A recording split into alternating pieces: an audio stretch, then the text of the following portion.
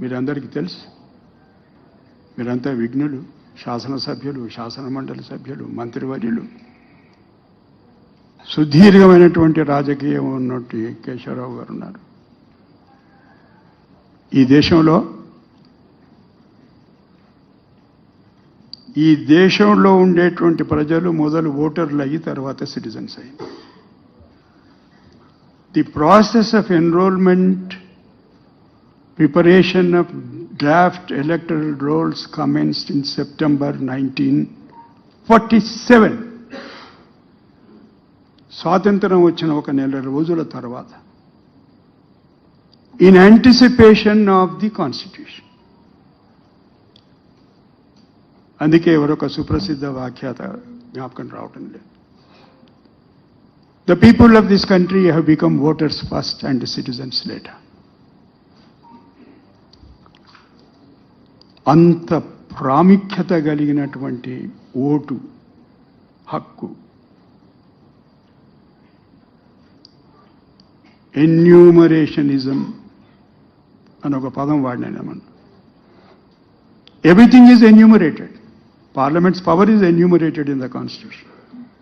State Assembly's power is enumerated in the Constitution. Supreme Court's power is enumerated in the Constitution. Likewise, the enumeration of voter list. మీరందరూ సుదీర్ఘంగా రాజకీయాల్లో తలలు పండినటువంటి వాళ్ళు. Voter list ఒకే ఒక document where doesn't mention about any caste, any community, any religion. Universal adult suffrage. విదేశాల నుంచి తిరిగి రాగానే బాబాసాహెబ్ మొట్టమొదటి సౌత్ బరో కమిటీ ముందు ఈ విషయం ప్రస్తావించాడు. అది ఒక దృక్కోణం ఏమిటంటే, సామాన్యునికి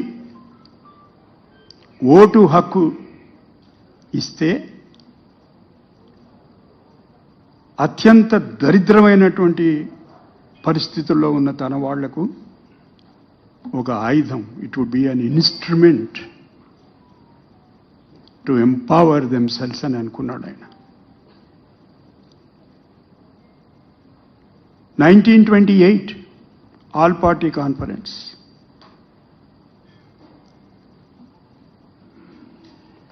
మోతీలాల్ నెహ్రూ గారిని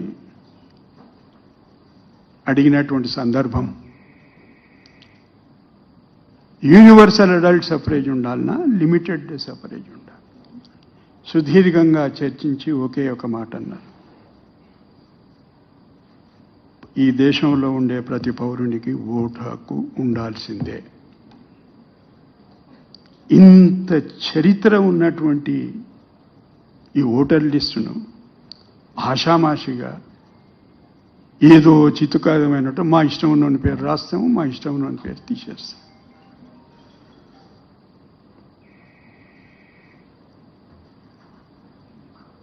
ఇంకా ప్రజాస్వామ్యం ప్రమాదంలో పడకపోతే ఓటర్ లిస్టును మా ఇష్టం వచ్చినట్టు తయారు చేసుకుంటామంటే ఎట్లా కుదురుతుంది? ఎట్లా సాధ్యమవుతుంది? ప్రజాస్వామ్యం ఎట్లా బతుకుతుంది? ఇదొక అంశం నేను మీ ముందు వచ్చి నిలబడడానికి. ఇది చాలా తీవ్రమైనటువంటి విషయం. బీహార్లో జరుగుతున్న పోరాటం ఏదో ప్రతిపక్షాల మధ్యన వాళ్ళ మధ్యన జరుగుతున్నట్టు పోరాటం కాదది. బాబాసాహెబ్ అండ్ మహాత్మా మొట్టమొదటిసారి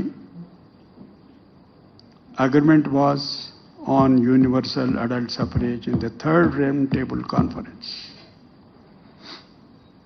మొదటి రెండింటికి మీకు తెలుసు పోలేదు మహాత్మా. మూడో దానికి పోయినప్పుడు దీని మీద ఏకాభిప్రాయం.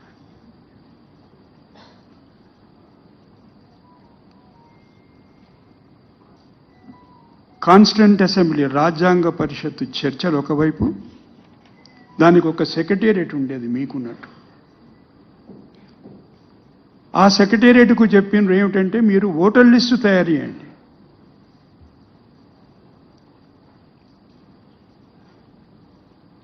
$48 million of people's voter list, the first election. అంతకుముందు దాంట్లో 84% ఎప్పుడు ఓటు వేయలేదు. ఎందుకంటే వాడికి ప్రాపర్టీ లేదు, ఎడ్యుకేషన్ క్వాలిఫికేషన్ లేదు. మొట్టమొదటిసారి ప్రతి పౌరుడు అనేవాడు ఓటేసింది ఫస్ట్ ఎలక్షన్స్లో because of the universal adult suffrage.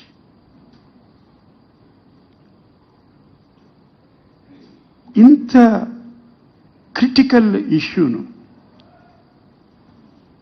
మనం అందరం పట్టించుకోకపోతే, ఎవరు పట్టించుకోకపోతే అదొక కారణం నన్ను ప్రేరేపించింది మీతో పాటు ముందుకొచ్చి ఒక అడుగు వేతాం, ఏమైతో చూద్దాం అనిపించింది.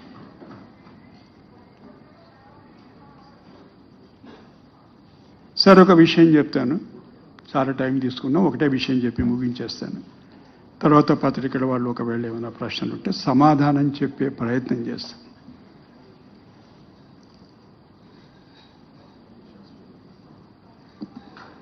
ఇంటి నంబరు లేవు, ఎట్లా మరి? ఎట్లా ఎన్యూమరేట్ చేయడం ఎట్లా? ఓటర్ లిస్టు తయారు చేసే వాళ్లకు సూచన చేసింది సెక్రటేరియట్. గౌరవప్రదమైనటువంటి వ్యక్తులు, ఆఫీసర్లు, అందరినీ కాదు, ఎవరిని పడితే వాడిని పెట్టి ఎలక్షన్ ఫండ్లు పెట్టకండి. ఆ లొకాలిటీలో, ఆ బస్తీలో, ఆ కాన్స్టిట్యున్సీలో ఒక పేరు ప్రఖ్యాతులు ఉన్నటువంటి ఆఫీసర్ను నియమించి ఇండ్లకు నంబర్ వేయండి. నార్త్ ఈస్ట్ నుంచి మొదలుపెట్టి సౌత్ వెస్ట్లో వేయండి.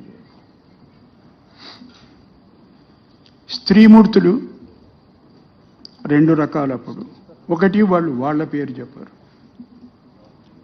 అతి కష్టం మీద వాళ్ళ పేరు చెప్పిన వాళ్ళ భర్తల పేరు చెప్పారు. ఎట్లా ఎలక్టరల్ రోల్ తయారు చేసేది ఎట్లా? డ్రాఫ్ట్ ఎలక్టరల్ రోల్స్లో ఏం చేసిందంటే ఏబిసిడి వైఫ్ ఆఫ్ XYZ ఆయన పేరు రాశాడు, అతి కష్టం మీద పక్కన తెరుచుకున్నట్లు. అంటే ఎంత కఠోరమైనటువంటి పరిశ్రమ. రవాణా సౌకర్యం లేదు, కాగితాలు లేవు రాయడానికి, ఇంకు లేదు.